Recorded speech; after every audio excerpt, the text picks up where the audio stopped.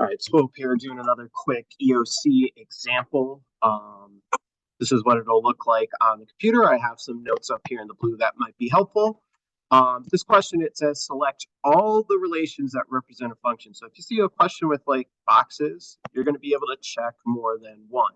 If you see a question where it's like A, B, C, and D, it's multiple choice, just pick one. But just be careful if you see little square boxes, there's going to be probably more than one you're picking. So to tell if a set of points is a function or a table, you're interested in the x values. It's not working. There it goes.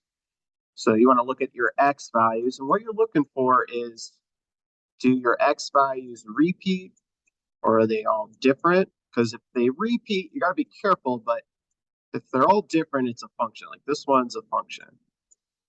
This top one's not a function because 7 goes to 4, 7 goes to 8. That x value is doing two different things. That's a problem. That's not a function. Like if you're putting something in to a machine and it does one thing and then you put the same thing and it does a different thing, that's not working right. Same idea with the table. Look at your x values. Since these are all different, it's a function. This one's not a function because like you have 4 doing more than one thing. So let me get rid of this quick. So we would check these two boxes. Just erase this really quick. I apologize. The next thing you might see is how to tell if a graph is a function or not. Really what you want to visualize is this vertical line test. Like if you're drawing a bunch of vertical lines, do any of your vertical lines hit more than one spot? Like these all hit at one spot. There's nowhere I can draw a vertical line that's going to hit more than one spot. So this would be a function.